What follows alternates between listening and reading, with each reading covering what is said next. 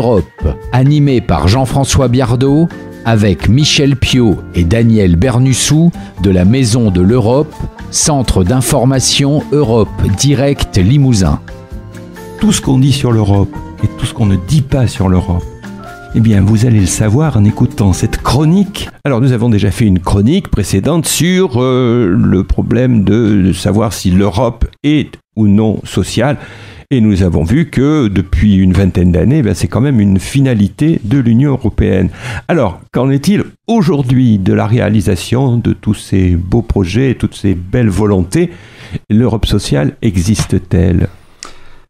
Cher Jean-François, l'Europe sociale existe et les étrangers le perçoivent très très bien et beaucoup mieux que les Européens eux-mêmes. Il y a un modèle social européen. Les principales composantes présentes dans tous les États membres en sont un postulat, c'est-à-dire une conviction de base, selon laquelle économie performante et haut niveau de protection sociale, d'éducation et de dialogue social sont compatibles et même mieux, il y a intérêt à les marier avec économique et sociale. C'est ce qu'on appelle l'économie sociale de marché. La deuxième composante, c'est un ensemble de valeurs, dignité humaine, liberté, égalité, solidarité, droits de l'homme, inscrites dans un texte qui a force juridique et qui s'appelle la Charte des droits fondamentaux. La troisième composante, ce sont des pratiques sociales faites de respect des droits fondamentaux, par exemple le droit de grève, c'est pas le cas partout dans le monde, on l'oublie, de protection sociale, assurée par des systèmes universels très développés et des mesures de redistribution de la richesse, de dialogue social, par le droit de conclure des conventions collectives, par exemple, de réglementation du travail, par des plafonds en matière d'heures de travail, et de responsabilité de l'État, avec, par exemple, la prestation de services d'intérêt général. Ça, c'est le modèle social. Par ailleurs, il y a un acquis social communautaire, près de 200 textes normatifs. Ce sont des directives ou des règlements touchant à 4 grands domaines. Le premier domaine, c'est la libre circulation des travailleurs, avec notamment la reconnaissance des qualifications professionnelles ou la coordination des régimes de sécurité sociale. Le deuxième domaine, c'est le droit du travail. Ça concerne d'une part les conditions de travail, alors la durée du travail, par exemple 48 heures hebdomadaires, durée maximale, ou la conciliation vie familiale et professionnelle, congé maternité, congé parental. Ça concerne aussi la santé et la sécurité au travail, avec notamment la définition des obligations des employeurs. Le troisième domaine, c'est celui de l'égalité entre les hommes et les femmes et de la lutte contre les discriminations. Enfin, il y a un dernier domaine qui est le domaine de la santé, avec la possibilité d'avoir des prestations de maladie dans un autre État membre que l'État national d'origine, merci, et des dispositifs médicaux, avec notamment la politique du médicament, politique européenne. Alors, et pourtant, on a l'impression que l'Europe sociale est en panne, qu'elle n'avance plus. Et il est exact que depuis le milieu des années 2000, l'Europe sociale tend à s'essouffler. À partir du milieu des années 2000, on assiste à une paralysie législative croissante de l'Union. Peu de dispositions nouvelles et même des échecs, par exemple sur la révision de la directive sur la durée du travail ou sur l'allongement du congé de maternité. Alors il y a plusieurs explications à cette panne législative provoquée par les États.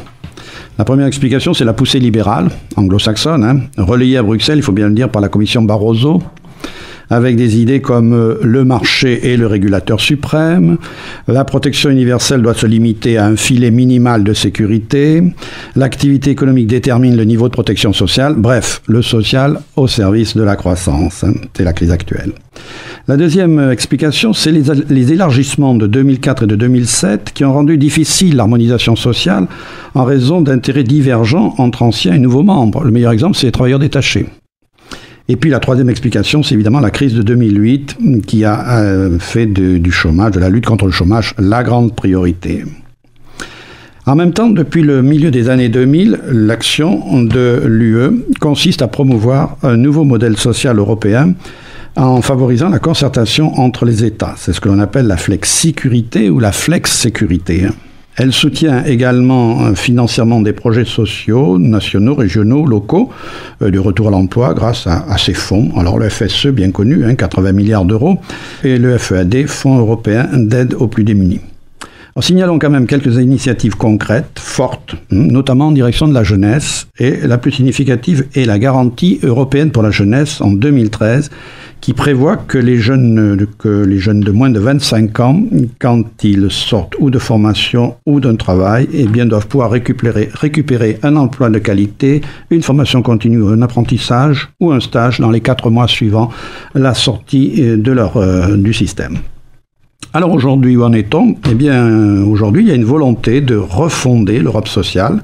C'est ce que le président Juncker appelle le triple A social.